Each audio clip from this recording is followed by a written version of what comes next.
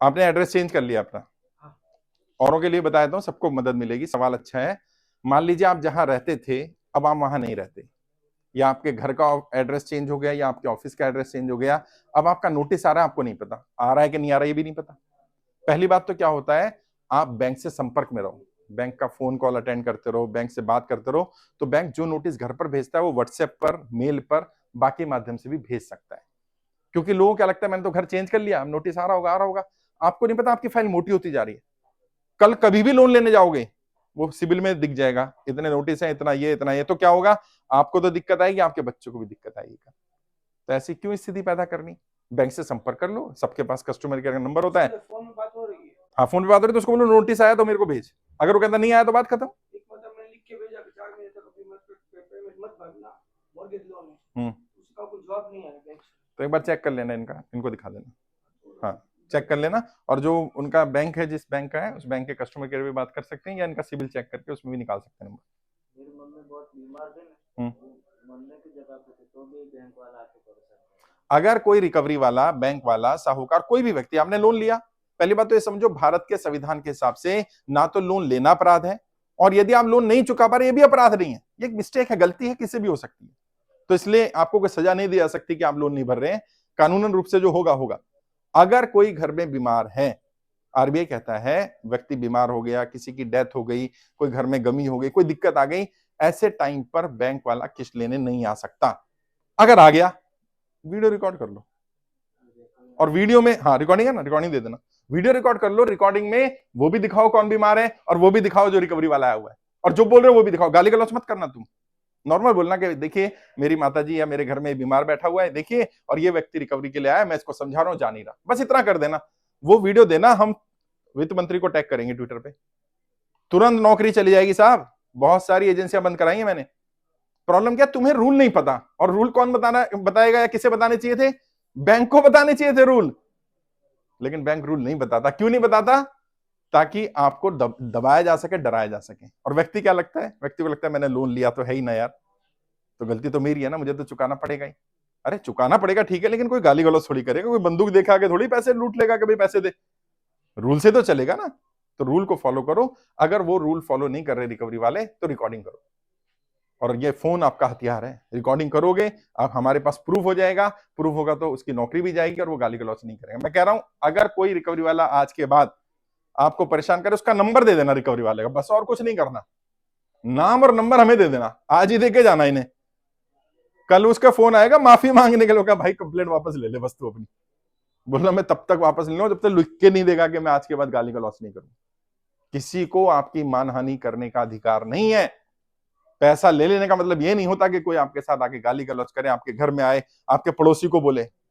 कानून है, पड़ोसी को नहीं बताया जा सकता आपके कर्जे के बारे में। सुबह 8 बजे से पहले और रात को 7 बजे के बाद आपके घर में नहीं आ सकता, आपको फोन कॉल नहीं कर सकता।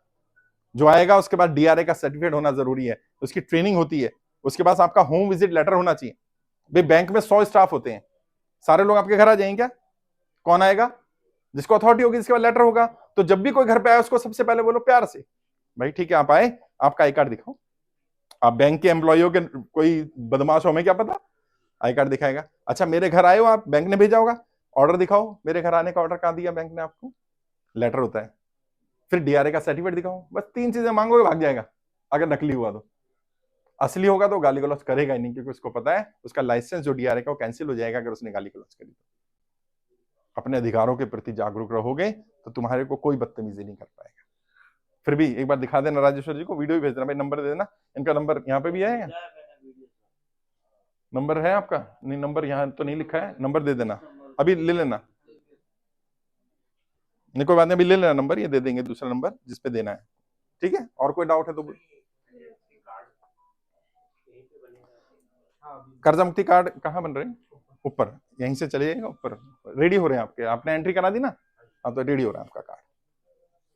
नोटिस आया हुआ है 138 का नोटिस है ये, करवा देंगे, वकील से बात करेंगे, ठीक है, वकील से बात करेंगे। और कोई डाउट है किसी का तो बैठ जाइए ना, क्या हुआ? अच्छा वॉशरूम तो ऊपर जाना पड़ेगा, यहाँ से ऊपर जाइए। हाँ मरने की कोशिश की थी। अरे नहीं भाई, मरना नहीं है, मैं यही तो बोल। इसका रिपोर्ट भी है हाँ मेरे पास। और अभी लॉकडाउन के टाइम में मेरे को हार्ट अटैक भी आया था। अभी कुछ बोलने में भी दिक्कत आ रही कोई है। बात नहीं। और अभी कुछ पेमेंट करने के लिए भी मैं पेमेंट करने किस चीज का लोन है आपका? यानी पर्सनल लोन का है, टू व्हील का है, और 3 के 4 क्रेडिट कार्ड है। कोई बात नहीं, सिर्फ गाड़ी का लोन जो है वो आपका वो भी एनपी पे है। एनपीए पे। हाँ, और उसमें भी मैं 1000 रुपये हर अभी महीने आप कुछ करते हैं क्या? ऑटो रिक्शा चला रहा हूँ। ऑटो रिक्शा चलाते हैं भाई, एक बार बात कर लेना। कम से कम जो इनका मोर्गेज वाला है, गाड़ी का लोन जो है वो बचा रहे इनका, बाकी क्रेडिट कार्ड उसमें दिक्कत नहीं है, वो हो जाएगा, करवा देंगे। बजाज फाइनेंस होम क्रेडिट से लोन लिया था जी। मेरी आर्थिक स्थिति अभी बहुत कमजोर हो चुका है।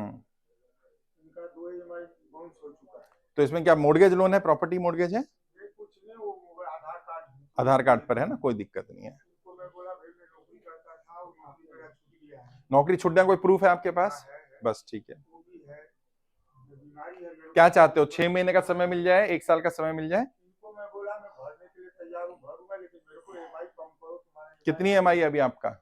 10,000 का भी नौकरी कर रहा हूँ, 14,000 का दोनों। आप कितना दे पाओगे, कितना चाहते हो? कितना? 3,000 आप रखो, 3,000 6,000 का दोनों। 6,000 में कर लोगे तो बाकी आप मैनेज कर लो। ठीक है राजेश्वर जी, 6,000 तक में इनकी EMI कराने की कोशिश करना, 2 बैंकों से, तो 3-3 हजार 4-4 हजार में हो जाएगा। कोई मोर्गेज तो नहीं है ना, कुछ प्रॉपर्टी वगैरह? बस सिर्फ आधार नहीं, सिर्फ आधार कार्ड के बेस पर है, कोई बात नहीं, हो जाएगा। जो मोर्गेज प्रॉपर्टी है या गाड़ी है या कोई फैक्ट्री वगैरह दी है, उसमें थोड़ी दिक्कत आती है, क्योंकि क्या उनका हाथ मजबूत रहता है बैंक वालों का, क्योंकि ऑलरेडी उनके पास आपकी ज्यादा की प्रॉपर्टी। और भारत में एक और कमी क्या है, वो भी सीख कर जाओ।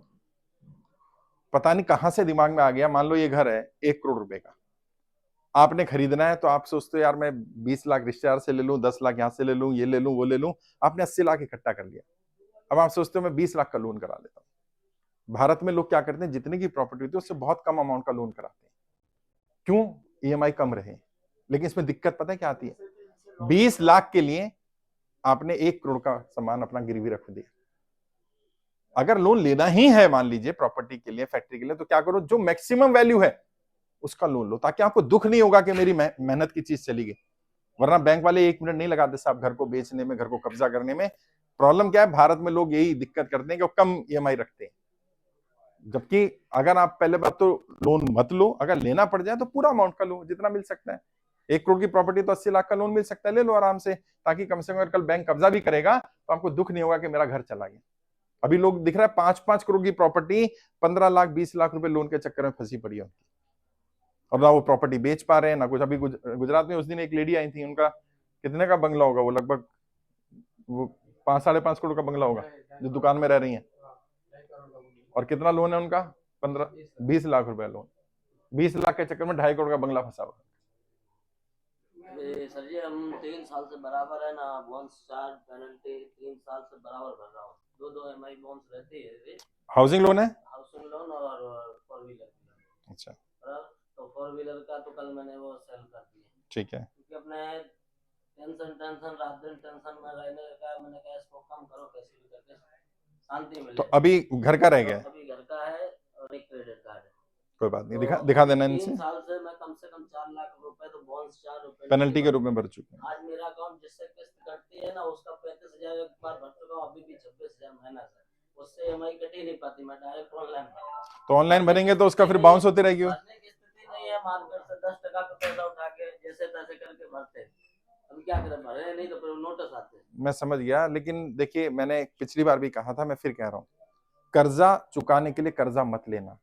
ये एक दलदल है, इससे निकल नहीं पाओगे। ऐसे समझो आप एक गड्ढे में फंसे, और गड्ढे से बाहर निकलने के लिए आप क्या कर रहे हैं, गड्ढे की मिट्टी निकाल के बाहर फेंक रहे हैं।